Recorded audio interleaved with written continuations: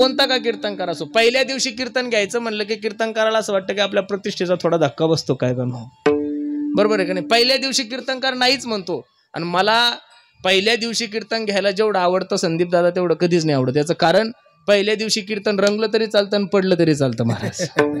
कारण पहिल्या दिवशी लोक म्हणा जाऊ द्या पहिला दिवस म्हणून लोक सोडून देतात. बरोबर आहे का नाही. अवघड वाटतं. कधी कधी बरेचसे कीर्तनकार बोलता बोलता मला म्हणतात महाराज एवढं सुंदर वातावरण होतं ना, एवढी सुंदर माईक सिस्टीम होती, एवढे चांगले वादक होते, एवढे चांगलं सगळं, पण खरं सांगू का त्या गायकांनी कीर्तन पाडलं हो माझं. काय म्हणतात लोक, तू एवढा कच्चा कीर्तनकार आहे की गायकानं तुझं कीर्तन पाडावं. एवढं कच्चं नसावं महाराज. कीर्तन हे कोणी पाडतही नाही आणि कीर्तन हे कोणी उठवतही नाहीये महाराज. कीर्तन ही एक भगवंताची सेवा आहे. काय भगवंताची सेवा आहे. रंगलं की ब्रह्मनाथ तयार होतो आणि वातावरण नसलं की जगन्नाथांना सारख्याना सुद्धा सुचत नाही. हा जगाचा नेम आहे विठाला विठाला विठाला.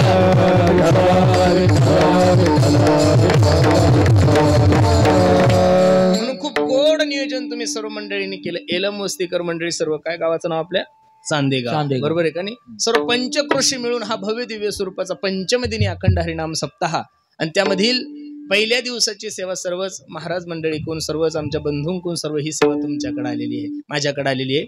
अगदी थोड्या वेळामध्ये या अभंगाची पार्श्वभूमी, या अभंगाची भूमिका मला तुम्हाला सर्व मंडळी समोर ठेवायची. आपण पुण्यवान आहोत, आपण भाग्यवान आहोत की एका थोर महात्म्याची सेवा करण्याचा योग तुमच्या आणि माझ्या जीवनामध्ये प्राप्त झालाय. लक्ष देऊन ऐका. साधूची सेवा जीवनामध्ये होण्यासाठी माणसाचं अनेक जन्माचं पुण्य असावं लागतं. एका जन्माच्या पुण्याने कसं शक्य होईल. तुकोबराय सांगतात, तुका मने होता ठेवा तो या भावा संत दर्शने ह्या लाभ पद्मनाभ जोडीला. भगवंताची सेवा जीवनामध्ये प्राप्त होण्यासाठी, साधूची सेवा जीवनामध्ये प्राप्त होण्यासाठी अनेक जन्माचा पुण्याचा ठेवा असावा, तेव्हा कुठे ही गोष्ट जीवनामध्ये प्राप्त होती. आपण पुण्यवान आहात की नारंगिरी बाबांच्या पुण्यतिथी उत्सवानिमित्त आपण सर्व मंडळी इथे उपस्थित आहोत. तुकोबरायचा बीजेचा उत्सव सुद्धा आहे आणि नारंगिरी बाबाच्या पुण्यतिथी सुद्धा निमित्त हा भव्य देवी पंचमदिनी अखंड हरिनाम सप्ताह. मी नेहमी सांगत असतो, मानवी देहाला जन्माला आल्यानंतर माणसाकडून काही उत्सव घडले पाहिजेत गुरुजी. त्यामध्ये पहिला उत्सव माणसाच्या जीवनात देवाचा घडला पाहिजे. कोणाचा घडला पाहिजे? देवाचा उत्सव. का देवाचा उत्सव साजरा करायचा? याचं कारण असं आहे, जेने हा जीव दिला दान तयाचे करीन चिंतन जगत जीवन नारायण गायन गुण तयाचे. लक्ष देऊन ऐका. ज्या विश्व मालकाने तुम्हाला या विश्वामध्ये जन्माला घातलंय, ज्या जगाच्या मालकाने तुम्हाला या मृत्यू लोकामध्ये जन्माला घातलंय, त्या जगाच्या मालकाच्या उपकारातून ऋणी होण्यासाठी आपण गोकुळाष्टमी साजरी करतोय. एक, आपण रामनवमी साजरी करतोय. दोन, आपण दत्त जयंती साजरी करतोय. आपण वामन जयंती साजरी करतोय. आपण नरसिंह जयंती साजरी करतोय. लक्ष देऊन ऐका. देवाचा उत्सव तुमच्याही जीवनामध्ये नाही घडला, देवाचा उत्सव माझ्याही जीवनामध्ये नाही घडला तर देव नाराज होत नाहीये. पण मानवी देहाला जन्माला आलेल्या प्रत्येक माणसाकडून साधूचा उत्सव घडला पाहिजे. देवाचं वाक्य किती गोड बोलतोय देव पहा. मैं संतन को दास संत मेरे मुकुट मनी. अहो मी संतांचा दास आहे. कोण आहे? मी संतांचा दास आहे आणि संत माझे मुकुटमणी आहे. म्हणून साधूचा उत्सव केला, भक्ताचा उत्सव केला की देवाचा गदगद गदगद गदगद होतो. इथं जेवढ्या काही माझ्या आई बहिणी बसल्या आहे मायानो, आपल्या भागामध्ये एक परंपरा आहे सुवासनी जेव घालायची, आहे ना माया हो.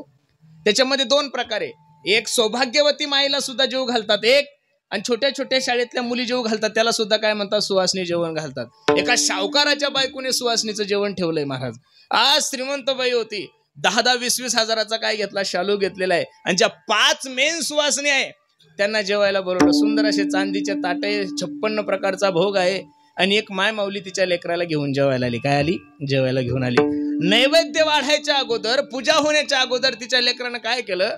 टोपल्यातलं एक गुलाबजाम घेतला आणि तोंडात घातला. त्या शावकाराच्या बायकोने विचार केला सुवासनीचं जेवण आहे आणि या पोरानं गुलाबजाम उष्ट केले, 2 त्याच्या थोबाडी ठेवून दिले आणि त्याच्या हाताला पकडलं, कुठं नेऊन घातलं? त्याला घराच्या बाहेर टाकलं. खरं सांगा, आता 9 महिने 9 दिवस एखाद्या माय माऊलीनं आपल्या लेकराला गर्भात वागवलंय, तळहाताच्या फोडासारखं जपलंय आणि एका गुलाबजामसाठी जर ती बाई त्याच्या 2 तोंडात मारत असेल तर त्या बाईनं सोन्याचं तरी ताट घातलं आणि 56 नाही 200 प्रकारचे जरी आयटम केले तरी ती माय माऊली तिची जेवल का हो? आणि जी जेवल ती तिची सख्खी माय समजायची का? नाही ना. आणि मग याच्या उलट समजा सुवासनीचं जेवण ठेवलंय, सुंदर असं ते 5 वर्षाचं लेकरू त्या माय माऊली सोबत आलंय, तिनं सुवासनीला नंतर जेव घातलं पहिलं त्या 7 वर्षाच्या लेकराला 5 वर्षाच्या लेकराला आपल्या मांडीवर बसवलं, त्याच्या गालावून हात फिरवले आणि त्या टोपल्यातले 2 गुलाबजाम त्या लेकराला खाऊ घातले. खरं सांगा, पोराचं पोट भरल्यानंतर आईला जेव घालायची गरज आहे का हो? अजिबात नाही ना. कारण पोराचं पोट भरलं रे भरलं की आई आपोआप आईचं पोट काय होतं, तुका म्हणे देवा आणि त्यांची केली पावे. लेकराला जेव घातलं की आईला आपोआप तृप्तीचा ढेकर येतो.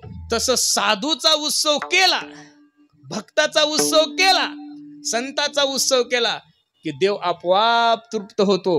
म्हणून साधूचा उत्सव जीवावर जरी आला तरी केल्याशिवाय राहायचं नाहीये. मी बोलतो असं नाही, प्रमाण महाराजांचं पहा. देव सारावे परदे संत पूजावे आरते, ओ संत पूजावे आरते, संत पूजावे आरते.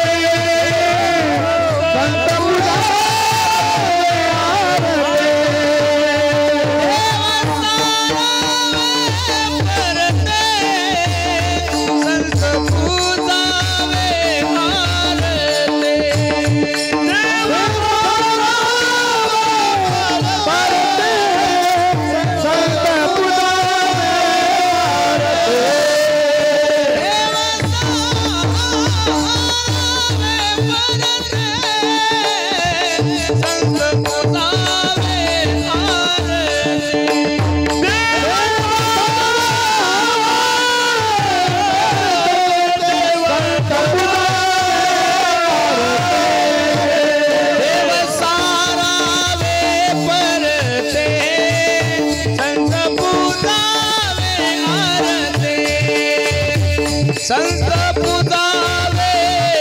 आरते, संत पूजावे आरते.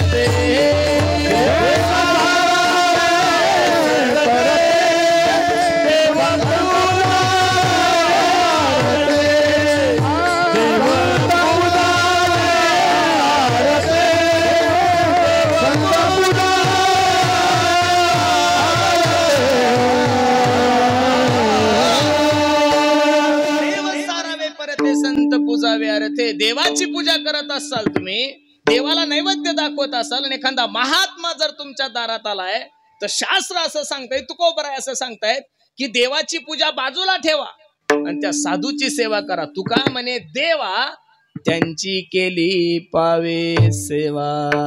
म्हणून आपण सर्व भाग्यवान आहात महाराज की नारंगिरी बाबा सारख्या एका थोर महात्म्याची सेवा करण्याचा योग तुमच्या आणि माझ्या जीवनामध्ये प्राप्त झालाय.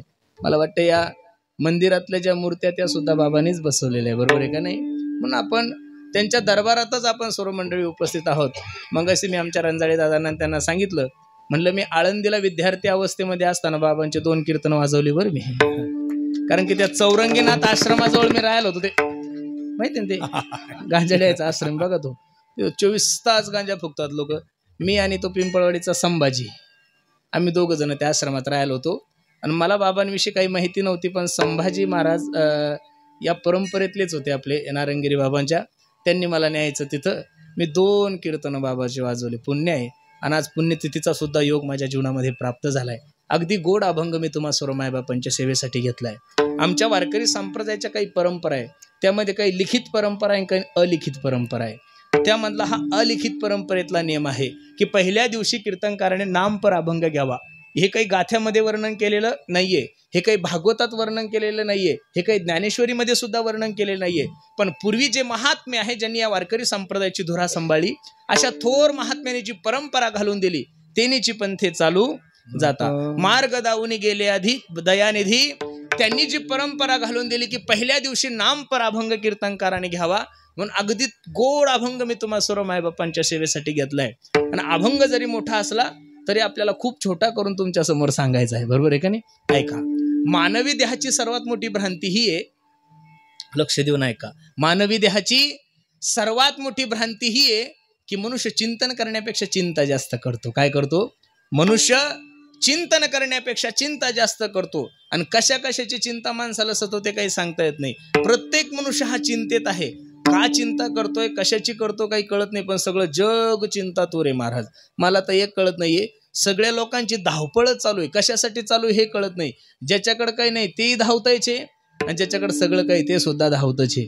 ज्याला कीर्तन नाही तेही तानात आहे, आणि ज्याला दररोजचे 2-2 येते त्याच्यापेक्षा तानात आहे. ज्याला गाता येत नाही तेही तानात आहे, जे बेसूर गातात आहे त्याच्यापेक्षा तानात आहे. ज्याच्याकडे पैसा नाही तोही तानात आहे, आणि ज्याच्याकडे पैसा भरपूर आहे तोही तानात आहे. नेमकं पळतोय कशासाठी, काय चाललंय काही नाही, फक्त धावपळच प्रत्येकाची चालू आहे. आणि खरं सांगू का, त्या धावपळीमधून खरं समाधान जर जीवनामध्ये प्राप्त करून घ्यायचं असेल तर ते समाधान फक्त आणि फक्त तुम्हाला चिंता जर दूर करायची असेल तर चिंताला दूर करण्यासाठी सर्वात मोठं साधन जे सांगितलेलं आहे ते काय आहे? चिंतन आहे. काय आहे? चिंतन आहे.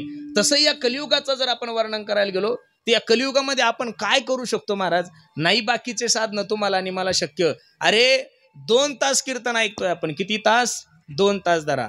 2 तासात जर कीर्तन ऐकण्याला जर आपण आलो तर 2 तास आपल्याला आपल्या तोंडातल्या तंबाखूचा त्याग होत नाही महाराज. 2 तासात आपल्याला आपल्या तोंडातल्या गुटख्याचा त्याग होत नाहीये. 2 तास आपल्याला कशाचा त्याग होतोय? 2 तास आपल्याला मांडी घालून बसता येत नाही. आपण 2 तासामध्ये रामदेव बाबाचे 72 आसनं करतो. मग आपल्याला काय काम क्रोध अधिक विकारावर विजय मिळवणार आहे आपण?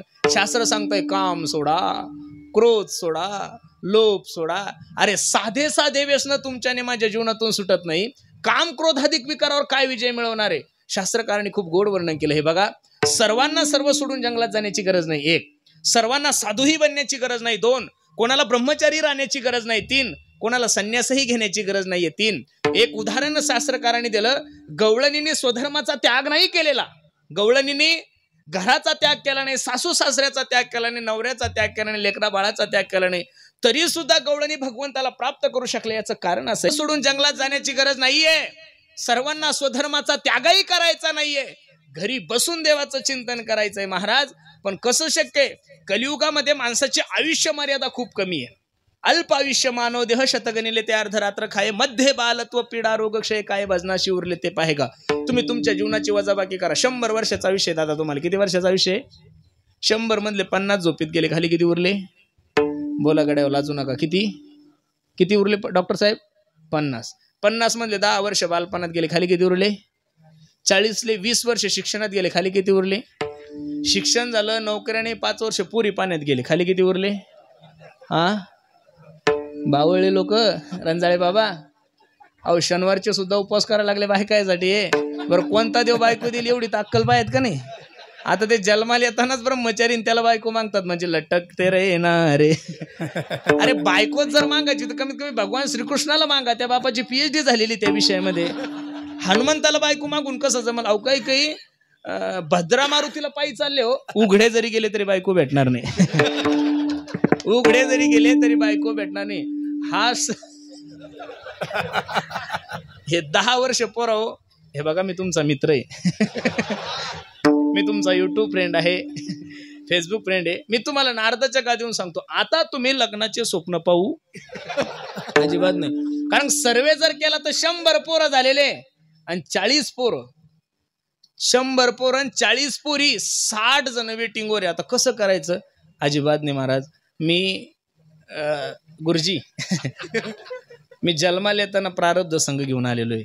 मी असं कोणती गोष्ट हातात घेतली रंजाळे बाबा ती झाली नाही असं अजून मला आठवत नाही. मी किती अवघड गोष्ट हातात घेऊ द्या, कितीही अवघड गोष्ट घेऊ द्या, ती गोष्ट हातात घेतली की ज्ञानोबरायच्या कृपेने ती परिपूर्ण होणारच महाराज. पण एक गोष्ट माझ्याकडून परिपूर्ण होतच नाहीये. कोणाचीच स्वैरिक महाराज झाल्यापासून अजून झाली नाही महाराज. बाबा बाबा बाबा बाबा बाबा एवढं अवघड झालंय मार्केटमध्ये. सचिन भाऊ तुम्हाला काय सांगावं, पोरगी 1 पट शायनी तर माझी 1.5 पट शायनी झालेली. कठीण तळा झालाय. मी इनोवा घेऊन गेलो, फॉर्च्युनर घेऊन गेलो, पण अजून काही एकही ताळा आपल्याकडून जमला. आपण त्या भानगडीत सोडून दिल्या. खाली 15 वर्ष राहिले तुमच्याकडे. किती राहिले? 15तले 3 कोरोनात गेले.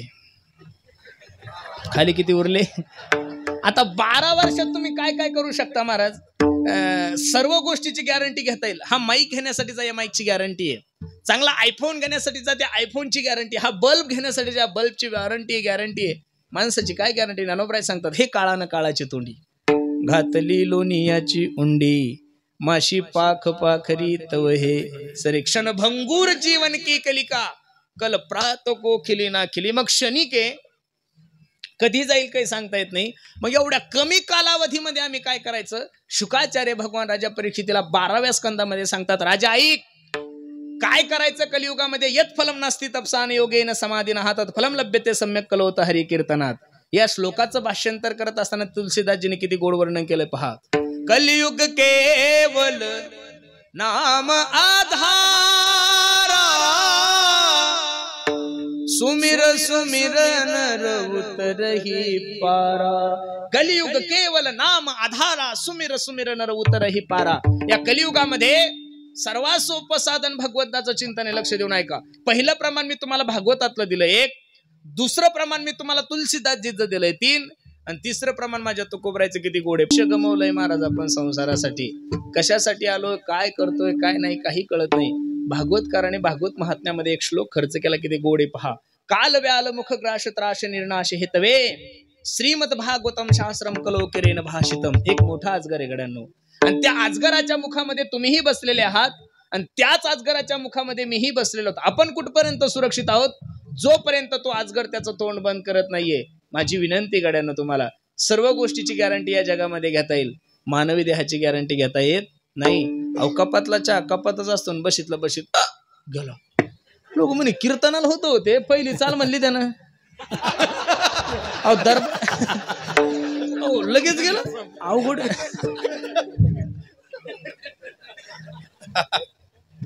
आमच्यासोबत शेवग्याच्या शेंगा खाल्ल्या हो, अजून पचले बी नसतील हो, गेला गेला. ऐका ना दादा, कोण माणूस कधी कसा जाईल काही सांगता येत नाहीये. मग क्षणभंगूर आहे, कधी जाईल याची गॅरंटी नाहीये. मग कमी दिवसामध्ये शुकाचार्य राजा परीक्षितीला ज्यावेळेस शाप लागला ना महाराज, राजा परीक्षिती शुकाचार्यांच्या समोर बसलेला आहे. शुकाचार्यानं पहिला प्रश्न केला, ओ महाराज सांगा ना, ज्या व्यक्तीचं मरण जवळ आलं त्या व्यक्तीने काय करावं? त्यावेळेस शुकाचार्य भगवान राजा परीक्षितीला सांगतात, राजा ऐक, अगदी थोडा वेळ तुझ्याकडे शिल्लक आहे. ज्या व्यक्तीचं मरण जवळ आलं त्यानं फक्त एकच काम करायचं, श्वास श्वास पर कृष्ण भजे, वृद्धा सास ना खोए, ना जाने श्वास की आवन होय न होय. प्रत्येक क्षणाला देवाचं चिंतन करायचं. एक क्षण सुद्धा भगवंताच्या चिंतनाविना वाया जाईल असं कोणतंही कार्य जीवनामध्ये करायचं नाही. महाराज ऐका लक्ष देऊन. मग या कलियुगामध्ये सर्वात सोपं साधन भगवंताचं चिंतन आहे. बाकीचे साधन तुम्हाला आम्हाला काय शक्य आहे? काही म्हणतील आम्ही योग मार्गाचं अनुकरण करू. काय योग मार्गाचं अनुकरण करणार आहे? ज्ञानोबरायच्या ज्ञानेश्वरीमध्ये ओळ पहा. पाहे पालो हाची आचने, जय बोचरिया पडती खाणे ते पोट भरणे की प्राणी शुद्धी म्हणू. एखादा बोचरा माणूस आहे ज्याच्या तोंडात दात नाही, त्याला आपण काय म्हणतो? बोचरा. अशा बोचऱ्या माणसाला जर लोखंडाचे चणे खायला दिले, ते जगल का मरल? गुरुजी मरल ना हो. ज्ञानोबराय सांगतात, म्हणून योगाची वाटा जे निघाले गा सुभटात या दुःखाचीच वाटा भागाला. ज्ञानोबराय योग्यांची माऊली होते. ज्ञानराज माझी जेने निगमवल्ली प्रगट केली. पण योगाचं खंडन करत असताना ज्ञानोबरायने एका वाक्यात तुम्हाला आणि मला सांगितलं, योग याग विधी येणेनो हे सिद्धी, वायाची उपाधी दंभ धर्म. ठीक आहे महाराज, योग अवघड आहे. काही लोक म्हणून आम्ही ज्ञान संपादन करू. काय ज्ञान संपादन करणार आहे? आमच्या दोन्ही पखवाज वादकांचा पखवाज ऐकल्यानंतर पुढच्या वर्षी काही गावातले लोक म्हणतील, आणि काय दरवर्षी त्यांना बोलवायचं? आम्ही शिकू. म्हातारपणात जमत नाही बरं ते, तर तरुणपणात घासावं लागते दगडांना नाही, अभ्यास करावा लागतो, प्रॅक्टिस करावा लागतो. एका बोलाची कमीत कमी 4-4 तास प्रॅक्टिस करावं लागत असेल ना महाराज. लोकांना असं वाटतं की परमार्थ लय सोपं आहे, कीर्तन करणं सोपं आहे, गायन करणं अजिबात नाही महाराज. सोपं जगात काहीच नाही हो. मी सोपं उदाहरण सांगतो तुम्हाला. सोयाबीन पेरता, तुम्ही पेरता ना, 6 महिन्याचं 5 महिन्याचं पीक आहे ते. एका एकरामध्ये किती जरी कष्ट केले, किती जरी प्रगतशील शेतकरी असला, किती जरी ताकद लावली त्यानं, तर 10-11 पोत्याच्या वर त्याला सोयाबीन होत नाही. मग 11 पोत्याच्या सोयाबीनसाठी त्याला ती सोयाबीन एवढी जपावं लागते महाराज, पोटच्या लेकरासारखं जपावं लागतं. तिला खुरपावं लागतं, तिला औषध टाकावं लागतं, तिला सगळं करावं लागतं. मला काही त्यातलं एवढं ज्ञान नाहीये. तुम्ही म्हणसाल तुमच्याकडे शेती अजिबात नाही, मग तुमचं चालतं कसं? आमचं सोपं आहे. 9ला पेरलं की 11ला उगवतो. तुमचं येऊस तर घरात ताण आहे, आमचं येण्याच्या अगोदर भाव ठरलेला आहे, त्याच्यामुळे ताण नाही घ्यायचा, लक्ष देऊन ऐका. 6 महिन्याच्या सोयाबीनसाठी एवढे कष्ट करावं लागते. तव्हा कुठं 10 पोते ते 9 पोते सोयाबीन होते. तुम्हाला साधं एका पिकाला जपण्यासाठी तुम्हाला पोटच्या लेकरासारखं त्याला जपावं लागत असेल. परमार्थ एवढा काही सोपा नाही हो. लोकांना वाटतं परमार्थ लय सोपा आहे. काही काही तो सांगतात, महाराज मी घरच्या घरी बाबा झालो. घरच्या घरी कसा बाबा होईल? ह्या बाबामुळेच तर प्रॉब्लेम वाढले ना. हे जे घरच्या घरी बाबा झाले ना, ज्याला काही गुरु परंपरा नाही, हलकट वारी नाही, त्याला कधी पैठण नाही, कधी त्याला देऊ नाही, घरच्या घरी स्वयंघोषित बाबा झालाय आणि ह्या बाबानं काही उद्योग केला. लोक म्हणतात महाराज लोकही बिघडले. महाराज लोक कालही बिघडलेले नव्हते, महाराज लोक आजही बिघडलेले नाहीये आणि महाराज लोक उद्याही बिघडणार नाहीये. तुमचं पाप हे तुम्ही बिघडलेल्या महाराज लोकांच्या नादी लागले. बरोबर आहे का नाही? मी कीर्तन करत असताना तुम्हाला सावध करतोय महाराज, ज्या महात्म्याच्या पुण्यतिथी निमित्त तुम्ही कीर्तन पंचम दिनी अखंड हरिनाम सप्ताह ठेवला, नारायणगिरी बाबासारख्या महात्म्यावर विश्वास ठेवा, गंगागिरी महाराजांवर ठेवा, ज्ञानोबराय तुकोबराय सद्गुरू जोग महाराजांवर तुम्ही विश्वास ठेवा. तुमचं काय झालंय, तुम्हाला असं वाटतं एखादा कीर्तनकार चांगला कीर्तन करायला लागला लगेच तुम्ही त्याला गुरु मानता. कारण तुमचा परमार्थ भावनेनं नाही चालला ना महाराज. आता परमार्थ चॉईसनं चालला. काय चाललाय? चॉईसनं. पहिलं कीर्तनकार जरी घ्यायचे असले तरी लोक म्हणायचे हा चांगला अभ्यासू कीर्तनकार आहे, त्याचं तारीख घ्या. आता बैठक बसली लोक म्हणतात अमुक अमुक महाराजाची तारीख घ्या ना. लोक म्हणतात तो युट्यूबर आहे का? इथून सुरुवात आहे बरं गुरुजी. म्हणजे लोकांची धारणा अशी, जो युट्यूबर आहे तोच कीर्तनकार, मग बाकीचे म्हशी वळतात का? कीर्तन जमत नाही का त्यांना? असं काही नाहीये महाराज. 10 वर्षापूर्वी युट्यूब नव्हते मग कीर्तनकार नव्हते का?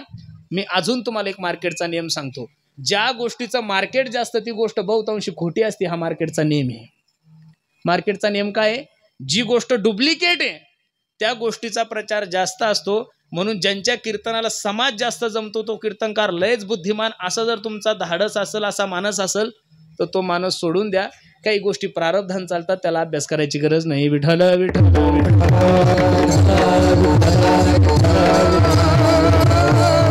ज्ञान संपादन करण्यासाठी सुद्धा वयाची मर्यादा आहे. प्रथमं नार्जिते विद्या, द्वितीयं नार्जिते धनः, तृतीयं नार्जिते पुण्यं, चतुर्थं किं करिष्यसि. पहिले 25 वर्ष ठरवून घ्या.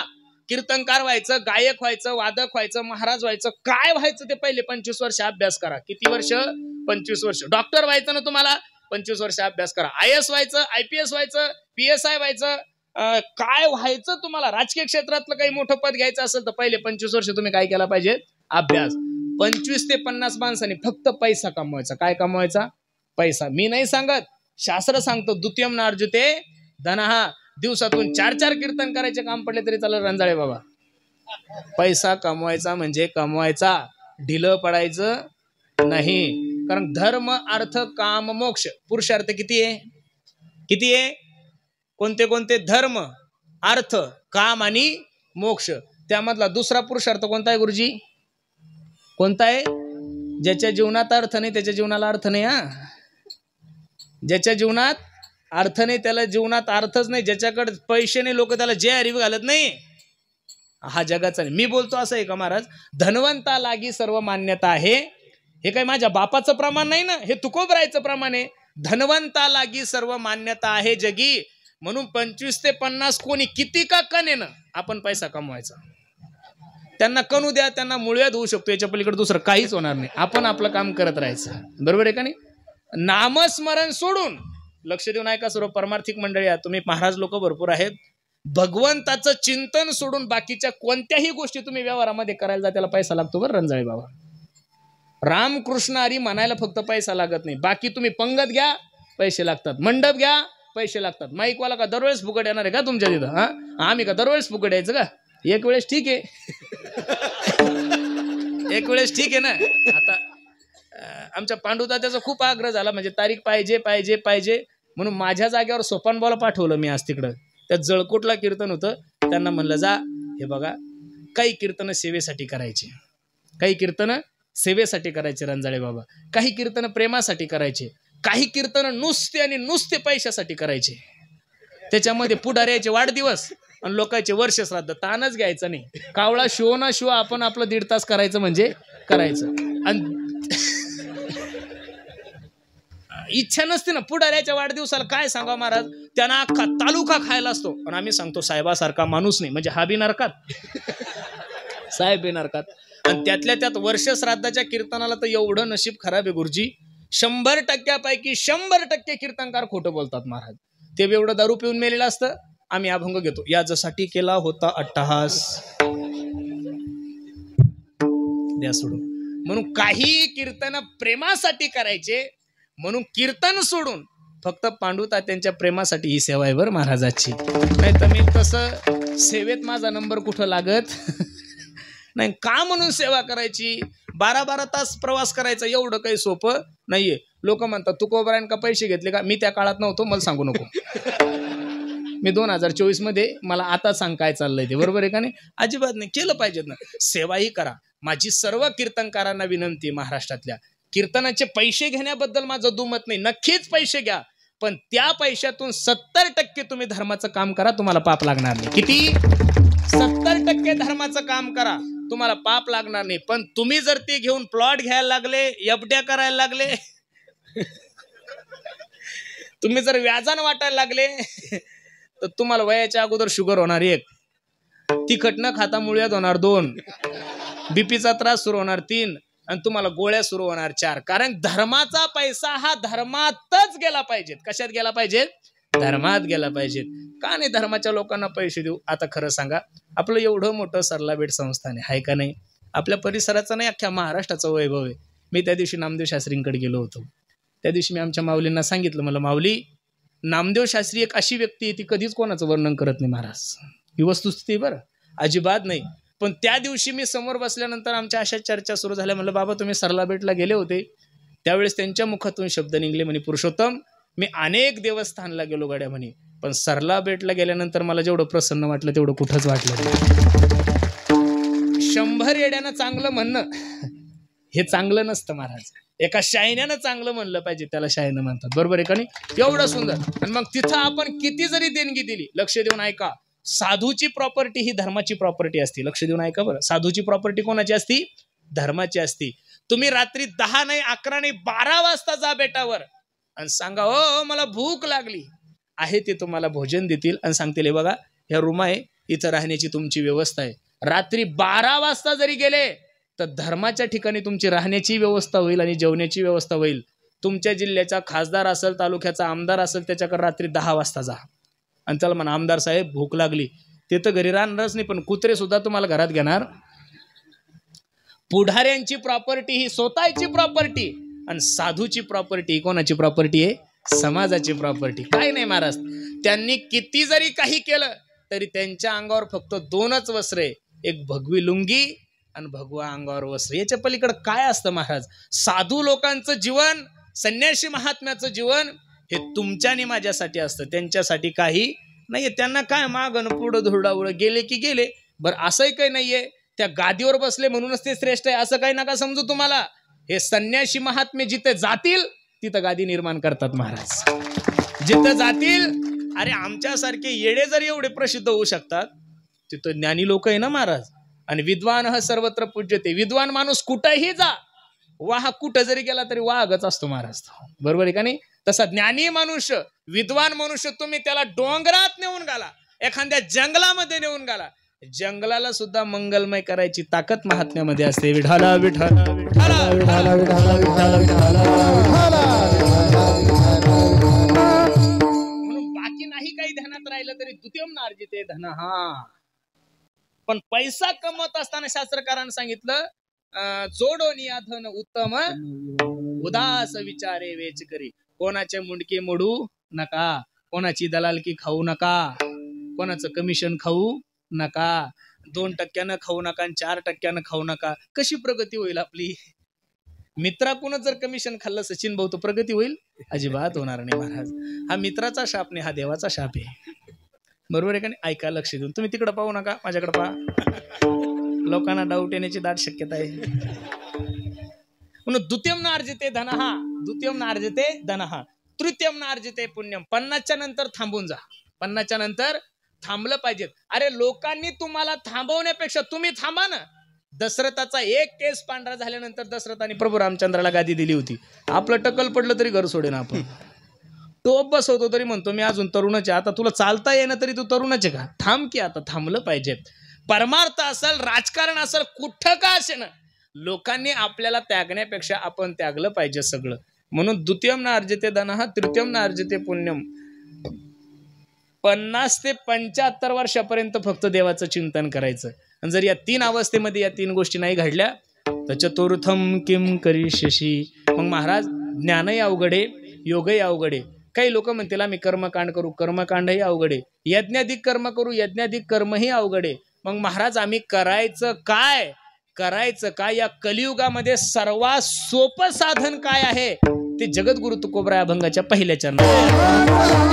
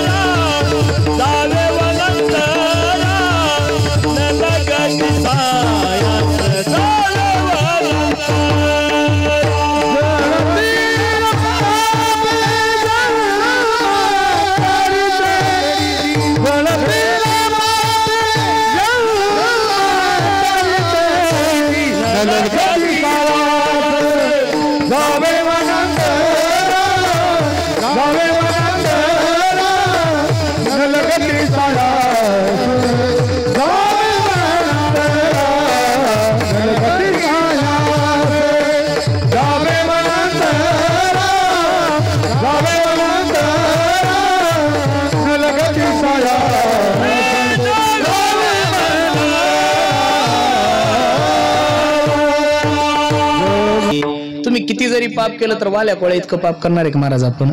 माणूस मेला की दगड उचलायचा आणि राजनाथ टाकायचा. तो आपण माणसं मारू शकतो, बायकोच्या तोंडात मारणं होय ना आपल्या कोण?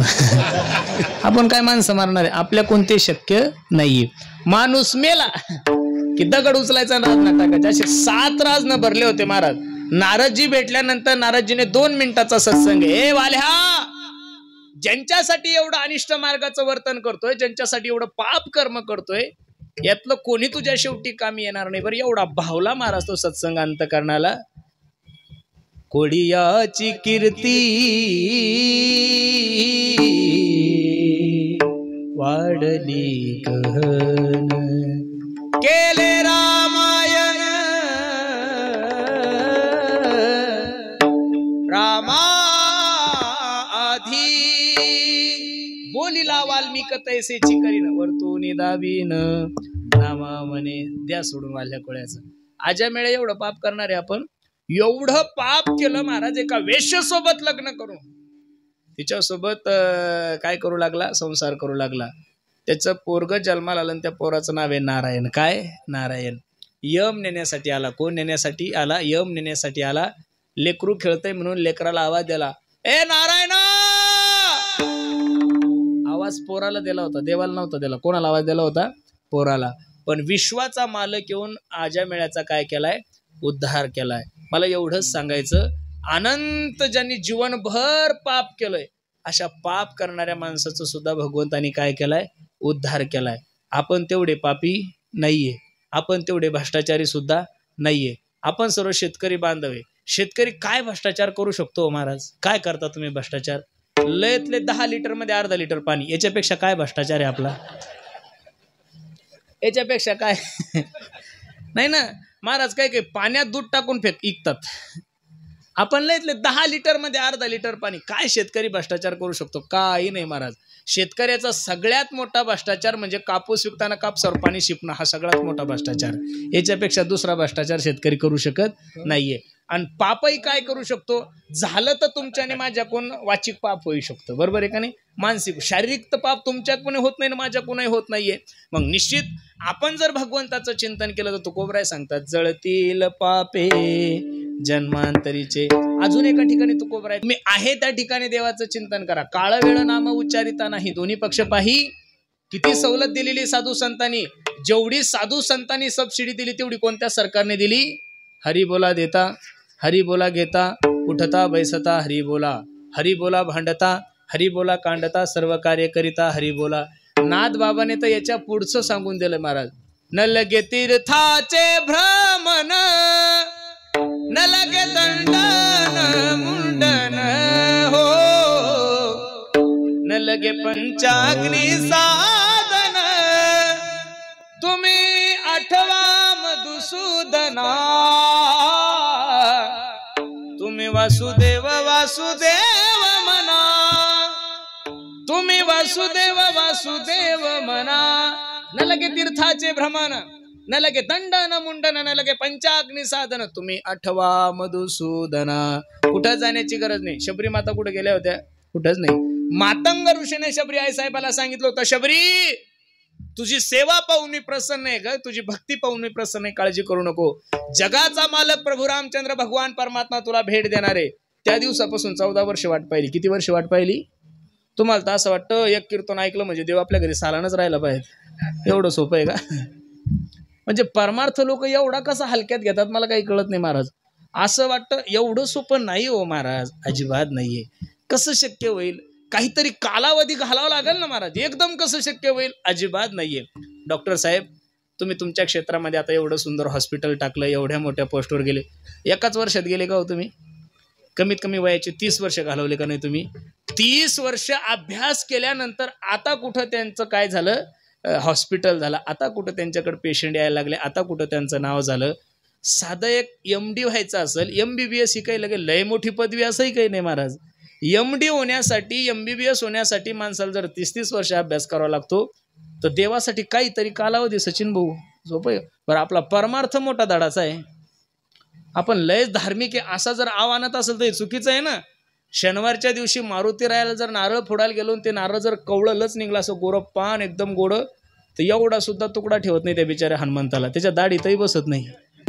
आणि तेच नारळ खौट निघू द्या. लोक म्हणतात ह ह पावलं देवाला, तुझ्या बापाने ठेवलं का म्हणजे खौट देवाला? असं नाही हो महाराज. का लोक का? मी एक सांगू गाड्यानं तुम्हाला, चालूपणा माणसाने मित्रासोबत करा. कोणासोबत करा? चालू माणसाने चालूपणा करत असताना मित्रासोबत चालूपणा करा, आपल्या भावासोबत करा, आपल्या बापासोबत करा, आपल्या बायकोसोबत करा. पण माणसाने चुकून सुद्धा चालूपणा देवासोबत करायचं नाही बरं महाराज. सगळ्या जगात घुम्य देवे, खेळतो येण्याची खेळावा, नटतो येण्याची नटावा. त्यानं ठरवलं तेच होईल, तुम्ही ते ठरवलं ते कधी होणार नाही.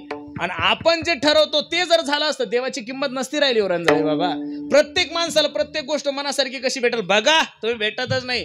ज्या माणसाला सौंदर्य भरपूर आहे त्याच्याकडे ज्ञान नाहीये, ज्याच्याकडे ज्ञान आहे त्याच्याकडे सौंदर्य नाहीये, ज्याच्याकडे लक्ष्मी आहे त्याच्या डोक्यात बटाटे, सरस्वती तिथं नांदत नाहीये, ज्याच्याकडे सरस्वती आहे त्याच्याकडे लक्ष्मी नाहीये. अरे लता मंगेशकरांसारखी गायिका या जगात परत जन्माला येणं शक्य होणार नाहीये. एवढं गोड गाणं होतं त्या मायमाऊलीचं. कंठामध्ये सरस्वती वास्तव्य करत होती, पण जेवढं गोड गाणं होतं तेवढं सुंदर रूप नव्हतं महाराज तिचं. देव सगळ्या गोष्टी एका माणसाला कशा देईल? देऊच शकत नाही. ज्याच्याकडे प्रॉपर्टी भरपूर आहे त्यांना पोरं नाही,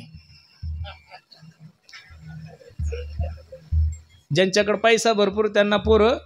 जगातले जेवढे काही श्रीमंत लोक आहेत त्यांना सगळ्याला पोरीचे पोरं नाहीये. आणि तुम्ही जा नगरला, जा इकडं आपल्या इथं रेल्वे स्टेशन कुठे श्रीरामपूरला आहे ना, वा जा श्रीरामपूरच्या रेल्वे स्टेशनवर जा. त्या भिकाऱ्यांकडे पहा तुम्ही, सकाळी वडापाव खाल्ला संध्याकाळचा मेळ नाही, पण वर्षाला एक पोरगं गुरुजी. पोरग बी एवढं गुडगुडीत, ना त्याला कोरोना होत, ना त्याला डेल्टा होत, नाही त्याला म्युकोर मायक्रोसिस होत, ना त्याला चिकनगुनिया होत. डेंगूचा डास त्याला डसताना विचार करतो, याला जर डसल तर मलाच होईल, याला होणार. ना त्याला ऊन लागत, ना त्याला थंडी लागत, बस अपने धुन में रहता हूं. नालीत झोपतात तरी डास चावत नाही महाराज. देवाचं गणित आहे. सर्व गोष्टी मनुष्य सर्वाला देऊ शकत नाही. आणि सर्व गोष्टी जर माणसाला प्राप्त झाल्या असत्या, देवाची किंमत राहिली. आमच्या गावात एक गण्या नावाचं पोरग आहे, ते नेहमी मला फोन करायचं आणि म्हणायचं, पुरुषोत्तम बा. मी म्हणायचो, काय रे गणप्या, मी अशा बायको सोबत लग्न करीन ना दादा की माझ्या बायको सारखी सुंदर बायको आपल्या गावात नसली पाहिजे. म्हणलं गण्या, चांगली इच्छा आहे, पांडुरंगाने तुझी इच्छा पूर्ण करा. आणि नेमकं गण्याचं लग्न ठरलं सचिन भाऊ. गण्यानं फोन केला, हॅलो दादा, लग्न ठरलंय माझं, आणि तुम्ही मंगलाष्टका म्हणल्याशिवाय मी पोरीच्या गळामध्ये वरमाला घालणार. आणि मी तसंही कोणाच्याच लग्नात मंगलाष्टक म्हणत नाही बरं संदीप गुरुजी. याचं कारण मला एका महान ऋषीचा शाप आहे.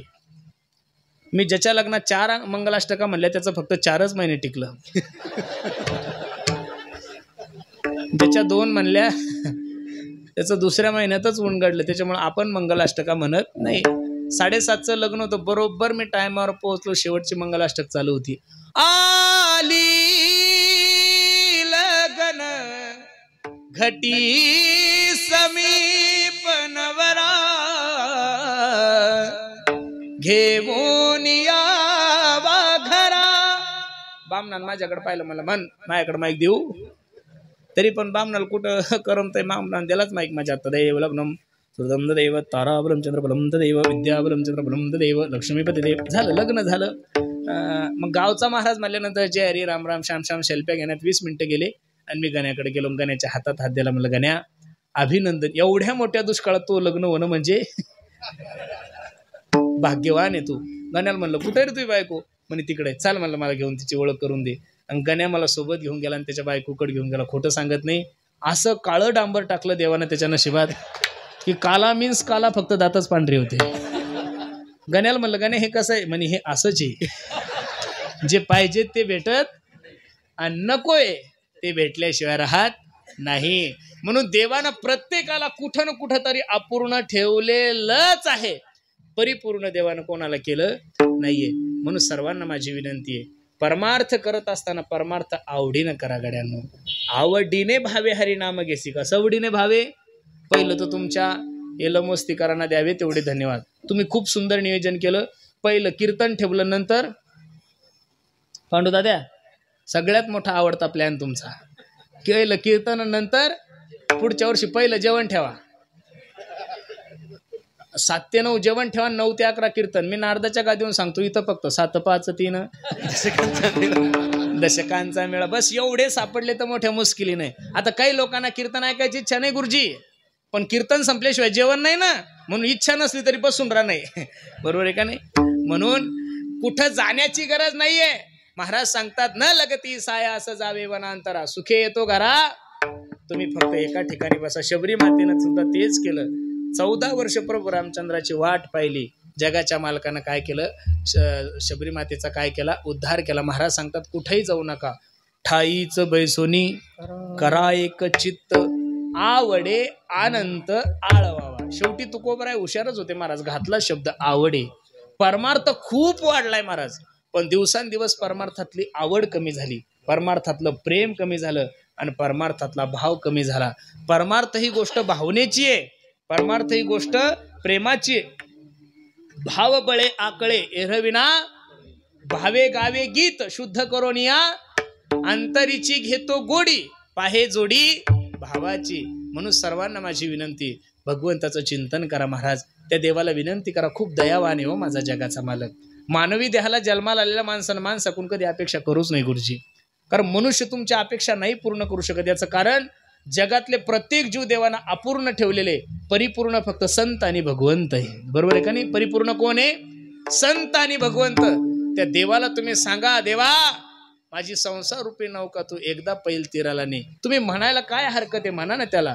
नाव किनारे लगाओ प्रभुजी, नाव किनारे लगाओ प्रभुजी, नाव किनारे प्रभुजी,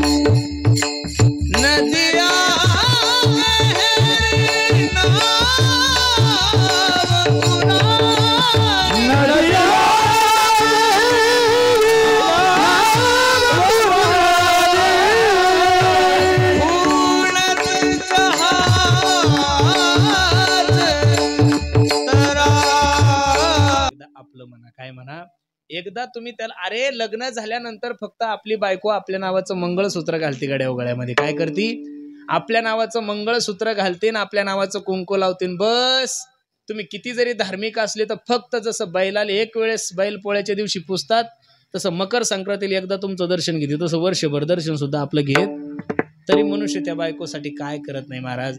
अरे स्वतःच्या मायबापाला त्या बायकोसाठी बोलत नाही माणूस. सख्या रक्ताच्या बहिणीला बोलत नाही, सख्या रक्ताच्या भावाला बोलत नाही.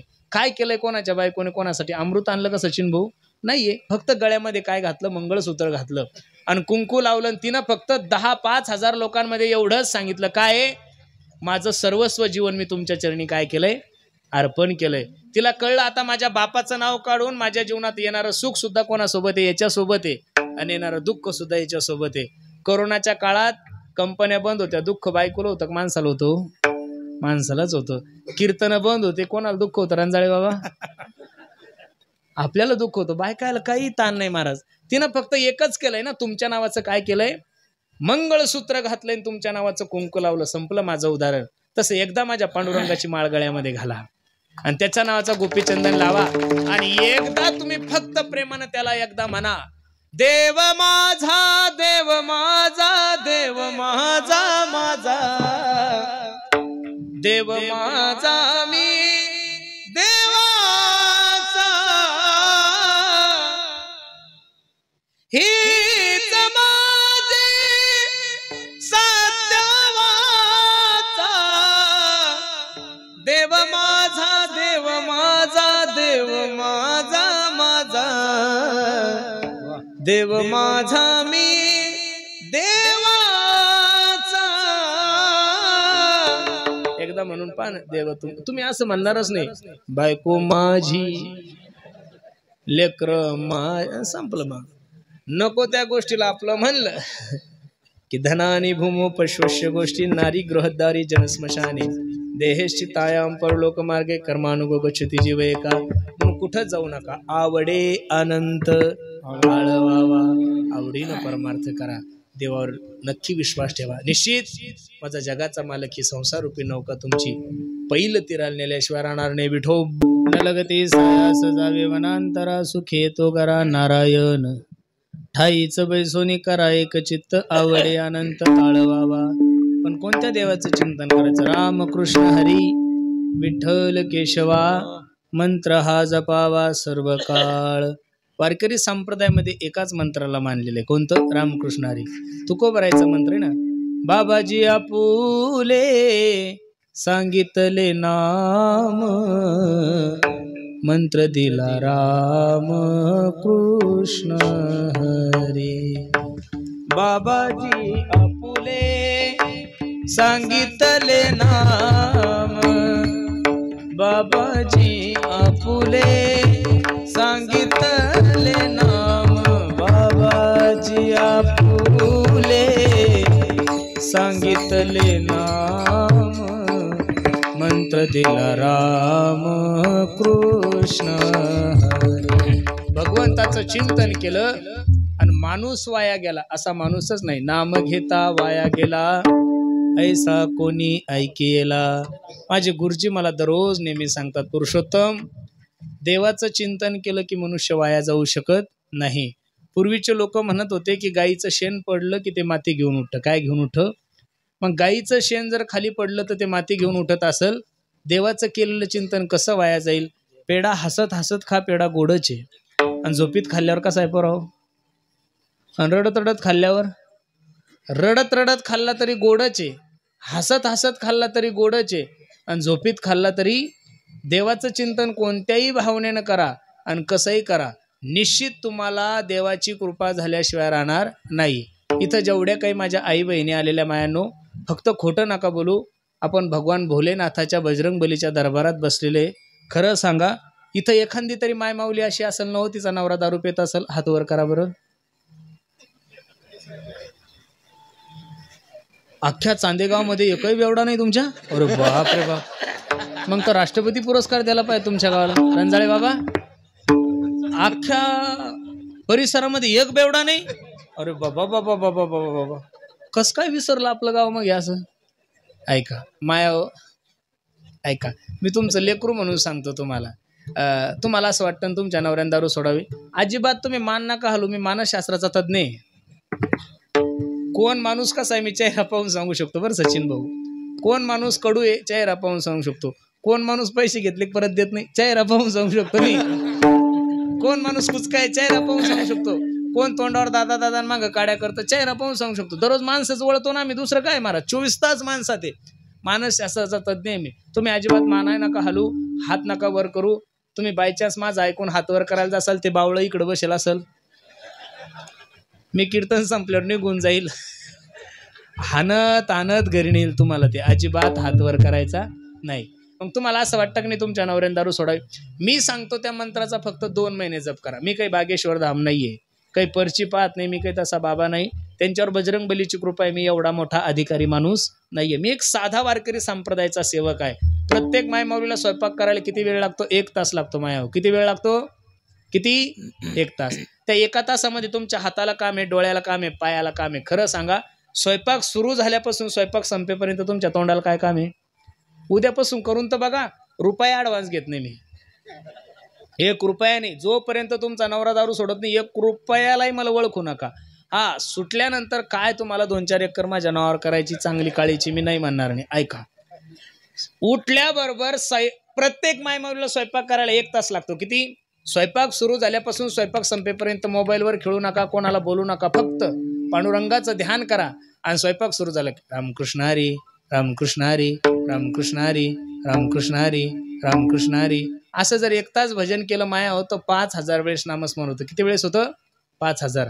आणि स्वयंपाक तुम्हाला 2 टाइम करावा लागतो, सकाळचा एकदा आणि संध्याकाळचा एकदा. मग सकाळचं 5000, संध्याकाळचं 5000. नामस्मरण किती झालं माया हो? किती? 10,000 नामस्मरणाचं पुण्य ज्यावेळेस त्या जेवणात जाईल ते जेवण राहणार आणि तो प्रसाद तयार होईल. गुरुजी काय तयार होईल? प्रसाद. आणि तो प्रसाद तुम्ही 1 नंबरच्या बेवड्याला, खानदानी कळतो तुम्हाला, तोही बेवडा, त्याचा बापाही बेवडा, त्याचा आजोबाही बेवडा, म्हणजे हे देशीच्या बॉटलीमधून जन्माला आलेली जात, त्याला खानदानी म्हणतात. काय म्हणतात? खानदानी. अशा बेवड्याला तुम्ही 2 महिने प्रसाद खाऊ घाला. त्यानं जर दारू नाही सोडली तर मी कीर्तन करायचं सोडून दिली, एवढी ताकद भगवंताच्या नामामध्ये. तशी दारू कशानं सुटत नाही बरं सचिन दादा. ना कोणत्या डॉक्टर कोण, ना कोणत्या डॉक्टरिंग कोण, कोणत्या बाबा कोण, कोणत्या बाबी कोण, कोणत्या गोळ्यानं इंजेक्शनानं दारू सुट्टी का? कोण म्हणतो मला? आमच्या गावचे बेवडे क्रुझर भरून गेले त्या साताऱ्याला डॉक्टर साहेब, हे पेतपेतच गेले तिथपर्यंत. 50,000चं इंजेक्शन टोचलं आणि पेतपेतच घरी आले. इंजेक्शनानं जर दारू सुटली असती तर इथं बसणाऱ्या माझ्या प्रिय बेवड्यांनो, तुमच्या बायकोने तुम्हाला झोपीत इंजेक्शन दिलं असतं. मेल्या दारू पितो का तू? दिले असते कोचून. इंजेक्शनानं दारू सुटत नाही. भगवंताचं चिंतन करा. या विण अनेक असता साधन वाहतसे आन विठोबाची. मी माझ्या पांडुरंगाची शपथ घेऊन सांगतो, याच्यापेक्षा सोपं साधन दुसरं जगात कोणतंच नाही. तुकोबराय सांगतात, हा तुका म्हणे सोपे आहे सर्वांनी, तुका म्हणे सोपे आहे सर्वांनी, म्हणे सोपे आहे सर्वांनी, तुका म्हणे सोपे आहे सर्वांनी, तुका म्हणे सोपे आहे सर्वांनी, तुका म्हणे सोपे आहे सर्वांनी, तुका म्हणे सोपे आहे सर्वांनी, तुका म्हणे सोपे आहे सर्वांनी. शहाणा तो धनी घेतोय थे, शहाणा तो धनी घेतोय थे, न लगती सायास जावे बना, न लगती सायास जावे बना. शहाणा तो धनी घेतोय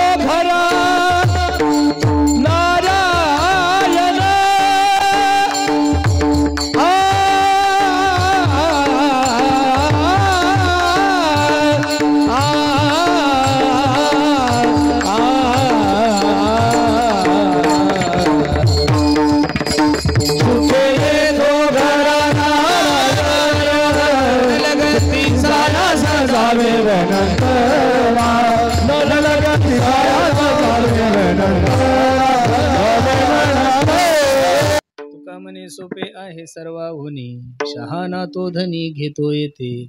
न लगती सायास जावे वनांतरा, सुखे तो घरा नारायण. म्हणून सर्वांना माझी विनंती आहे, या अभंगाचा सारांश एवढाच आहे, या अभंगाचा अर्थ एवढाच आहे त्या परिस्थितीमध्ये देवाचं चिंतन करा. क्षणही देवाच्या चिंतनाविना वाया नका घालू. ज्या दिवशी एक क्षण जरी तुमचा भगवंताच्या चिंतनाविना वाया जाईल, समजावं ते तुमच्या जीवनातलं महापाप आहे. म्हणून सर्वांना माझी विनंती आहे. खूप सुंदर नियोजन आहे. पहिला दिवस असून ग्राउंड भरलं म्हणजे आपला कार्यक्रम सक्सेस झाला महाराज. वा वा, बरोबर आहे का नाही? पहिल्या दिवशी जर कुठेही एवढा समाज जमत असेल तर आपण जीवनभर पहिल्या दिवसाची सेवा घेऊ महाराज. काय ताण आहे, बरोबर आहे का नाही? काय नसतं. खूप सुंदर नियोजन तुम्ही सर्व मंडळींनी केलं. मला आनंद वाटतो. परमार्थासाठी तुम्ही सर्व मंडळी एवढी एकत्रित येतात. आज धर्मासाठी प्रत्येकाने एकत्रित येणं गरजेचं आहे महाराज. मला आनंद वाटतो. या मनपाचा जर सर्वे केला, या ग्राउंडचा जर सर्वे केला, तर 85% तरुणांची संख्या आहे महाराज कीर्तनाला. किती? 85%. का तरुण परमार्थानं आलंच पाहिजेत महाराज. मी नारदाच्या गादीवरून सांगतो, महाराष्ट्रातला सर्व तरुण जर माझ्या ज्ञानोबराय तुकोबरायच्या विचाराच्या जवळ आला, महाराष्ट्रातला सर्व तरुण जर संप्रदायाच्या जवळ आला, तर मी नारदाच्या गादीवरून तुम्हाला आव्हान करतो, भविष्यात 5 वर्षात वारकरी संप्रदायाची महाराष्ट्रात क्रांती झाल्याशिवाय राहणार नाही. हा समाज संघटित ठेवण्यामध्ये, या समाजाला एकत्रित करण्यामध्ये, या समाजाला जातीवादापासून दूर करण्यामध्ये, या समाजाला धर्म काय आहे हे शिकवण्यामध्ये या महाराष्ट्रात सर्वात मोठं जर योगदान कोणाचं असेल तर ते फक्त आणि फक्त वारकरी संप्रदायाचं आहे. म्हणून तरुणांना माझी विनंती, पोरांनो, देशाविषयी धर्माविषयी स्वाभिमान बाळगा. जीवनात नाही काही करता आलं तरी चालेल, फक्त जीवनामध्ये व्यसन करू नका. या भारताला पाकिस्तानपासून भीती नाहीये पोरांनो. या भारताला बांगलादेशपासून भीती नाही, नक्षलवाद्यापासून भीती नाही, आतंकवाद्यापासून तर अजिबात नाहीये. या देशाला सर्वात मोठी भीती जर कशापासून असेल तर फक्त व्यसनापासून आहे. म्हणून तरुणांना माझी विनंती आहे, जीवनामध्ये तुम्हाला जर आदर्शमय जीवन ठेवायचं असेल, जीवनामध्ये जर मोठं व्हायचं असेल, तर इथं बसणाऱ्या सर्व लोकांनी माझं एक वाक्य लिहून ठेवा. तुम्हाला जर जीवनामध्ये क्रांती करायची असेल तर या देशातला कोणताच पुढारी तुमचा आदर्श नसला पाहिजे. तुमच्या जीवनाचे आदर्श फक्त आणि फक्त छत्रपती शिवाजी महाराज असले पाहिजे. तुमच्या जीवनाचे आदर्श धर्मवीर संभाजीराजे असले पाहिजेत. अरे, ज्यांनी देश लुटलाय त्यांचा आदर्श ठेवून जीवनामध्ये तुम्ही काय क्रांती करणार आहे? ज्यांनी देशासाठी बलिदान दिलंय, ज्यांनी वयाच्या 22व्या वर्षी 23व्या वर्षी तुमच्याने माझ्यासाठी गळ्यामध्ये फास घेऊन फाशीवर लटकले, असे भगतसिंग, राजगुरू, सुखदेव यांचा आदर्श ठेवा. अहिल्याबाई होळकरांचा आदर्श ठेवा. कोणाच्याही पाठीमागे लावून जीवनाची बर्बादी करू नका महाराज. काय चाललं काय नाही चाललं मला काही कळत नाहीये. आम्ही दुबईला प्रभू रामचंद्राच्या मूर्तीप्राण प्रतिष्ठे सोहळ्यानिमित्त दुबईला काही लोकांनी आमचा कीर्तन उत्सव ठेवला होता. सचिन भाऊ, तिथे एक शिंदे म्हणून आपल्या पुण्याचे खूप मोठे व्यापारी आहेत. त्यांच्या घरी आमच्या जेवणाची व्यवस्था असताना त्यांनी आम्हाला सांगितलं, म्हणे महाराज आम्ही 400 रुपये किलो कांदा घेतो. म्हणे किती? लोकल बाजार तिथला किती? 400 रुपये किलो कांदा घेतात. तिथं खाण्यासाठी कांदा काय आहे? 250, 300, 400 किलो. मग मी त्यांना म्हणलं, का एवढा महाग? हो म्हणे. मग आता तिथं जर 250, 300 रुपये, 400 रुपये किलो जर लोकल बाजारामध्ये कांदा असेल, तर ते सरकार आपल्या भारत सरकारकडून कमीत कमी 100 रुपयानं कांदा घेत असेल, इथले 150, 100 तर घेतच असेल ना महाराज. मग 100 रुपयानं जर ते सरकार कांदा घेतंय, तर आपल्या सरकारने कमीत कमी शेतकऱ्याकडून 20 रुपयानं घेऊ का नाही? हो, 20 रुपयानं तर घेतलं पाहिजेत ना. मग 20 रुपयाने जरी शेतकऱ्याकडून घेतलं तरी 80 रुपये एका किलो मागं काय राहतो? सरकारला नफा राहतो. मग त्यांना म्हणलं, का हे असं का करत नाही? त्यांनी सांगितलं, राजकारण्यांनी ठरवून घेतलं की गरिबानं गरीबच राहायचं, श्रीमंतानं श्रीमंत राहायचं. ज्या दिवशी देश तुम्ही सदन होसाल महाराज, ज्या दिवशी तुमच्याकडे गाड्या घोड्या येईल, त्या दिवशी यांच्या मागं फिरायला कोण राहील? देशाचे पंतप्रधान म्हणतात की देश महासत्ता झाला पाहिजेत. आमची सुद्धा इच्छा आहे की देश महासत्ता झाला पाहिजेत, पण पुढाऱ्यांकडून देश महासत्ता नाही होणार. हो, क्रिकेटवाल्या लोकांकडून देश महासत्ता नाही होणार. या देशाच्या उद्योगपती ऐकून सुद्धा देश महासत्ता नाही होणार. या देशाच्या बिल्डरांकडून सुद्धा देश महासत्ता होणार नाहीये. या देशाच्या हिरोईन ऐकून सुद्धा देश महासत्ता होणार नाही. देशाच्या पंतप्रधानांना माझी विनंती आहे, पंतप्रधानजी, तुम्हाला जर देश महासत्ता करायचा असेल तर ज्या दिवशी या देशातला प्रत्येक शेतकरी प्रगतशील होईल, त्या दिवशी माझा भारत देश महासत्ता झाल्याशिवाय राहणार नाही. म्हणून शेतकऱ्याच्या पोरांना माझी विनंती, थोडं सावध राहा. मी याचा कार्यकर्ता आहे आणि मी त्याचा कार्यकर्ता आहे, तसला बावळटपणा सोडा. कार्यकर्ता जर व्हायचा असेल तर तुमच्या मायबापाचे कार्यकर्ते व्हा आणि त्यांचं नाव मोठं करण्यासाठी प्रयत्न करा. तुम्ही थोडं सर्च करा महाराज मोबाईलवर. देशातल्या कोणत्याच आमदाराचं पोरग मिलिटरीत नाहीये. सागरबाई काय देशातल्या कोणत्याच खासदाराचं पोरग मिलिटरीत नाहीये. देशातल्या कोणत्याच मंत्र्याचं पोरग मिलिटरीत नाहीये. देशातल्या कोणत्या डॉक्टराचं पोरग मिलिटरीत नाही. देशातल्या कोणत्या वकिलाचं पोरग मिलिटरीत नाही. देशातल्या कोणत्या उद्योगपत्याचं पोरग मिलिटरीत नाहीये. देशाची सेवा करणारे जेवढे काही जवान आहे आणि दररोज देशातले हजारो जवान शहीद होतात. ते शहीद जवान जर कोणाचे लेकरं असेल तर ते फक्त आणि फक्त माझ्या शेतकऱ्याचेच मुलं आहे. याचा प्रत्येकाने थोडा तरी अभ्यास करा. मराठी आरक्षणाचा मुद्दा एवढा गाजला पण कोणताच पुढाऱ्याचं पोरग जेलमध्ये गेलं नाही. कोणत्याच पुढाऱ्याच्या पोरावर आतापर्यंत केस झाली नाही. कोणत्याच पुढाऱ्याच्या पोराने डुंगणावर चपके खाल्ले नाही. कोणत्याच पुढाऱ्याचं पोरग रोडवर टायर जाळत नाही. जेवढे काही या महाराष्ट्रामध्ये पुढारी त्यातल्या 95% पुढाऱ्याचे पोर विदेशात शिकायला आहे. म्हणून तुम्हाला माझी विनंती आहे, कधीतरी थोडा डोळस परमार्थ करायला शिका, धर्म करायला शिका. कोणाच्याही मागं लागून जीवन बर्बाद नका करू. मी या मताचा महाराज आहे गड्यांनो. दुसऱ्याच्या मागं फिरण्यापेक्षा स्वतःचं स्टेटस असं निर्माण करा की लोक तुमच्या मागं फिरले पाहिजेत बस. म्हणून सर्व तरुणांना माझं आव्हान आहे, प्रत्येकाने एकत्रित या, देशाची धर्माची सेवा करा. खूप सुंदर नियोजन तुम्ही सर्व मंडळींनी केलंय. मला पहिल्या दिवशी सेवा करण्याचा योग, मी मला सांगितलं होतं मला आपण 6 ते 8च सेवा करू, कारण रात्री 1 वाजता पुण्याहून माझी फ्लाईट आहे. उद्या अयोध्या या ठिकाणी ज्ञानोबराय तुकोबरायच्या कृपेनं मला परत कीर्तन करण्याचं भाग्य मला लाभलंय. उद्या सायंकाळी 6 ते 8 प्रभू रामचंद्राच्या भूमीमध्ये सुंदर असं कीर्तनाचा कार्यक्रम होणार आहे. माऊलीला मी सांगितलं होतं मला आपण 1-1.5 तास सेवा करू. आता शेवटी सेवाच येते, त्याच्यामुळं किती जरी केली तरी काय सेवाच आहे. म्हणून तसं आमचे पांडू ताते असतील, हे सर्व मंडळी म्हणजे कीर्तनाला म्हणून आलोच नाही महाराज मी. आमची गुरुजी आहेत, आमचे सचिन भाऊ आहे, आमचे रंजाळे बाबा, आज त्यांचं स्वतःचं कीर्तन असून सुद्धा त्यांनी कीर्तन रद्द केलं. फक्त भेटीसाठी हे कीर्तन आहे बरं, कीर्तनासाठी मी आलेलो नाही आहे. आणि पांडू तात्याचं हे जे कुटुंब आहे ते त्यांचं नाहीच आहे, आमचं कुटुंब आहे महाराज. संकटामध्ये अहो चांगलं कीर्तन केल्यानंतर कोणीही प्रेम करेल महाराज, चांगला पखवाज वाजवल्यानंतर कोणीही प्रेम करेल, चांगलं गायन केल्यानंतर कोणीही प्रेम करेल, पण सर्वावर समान प्रेम करणारं हे कुटुंब आहे.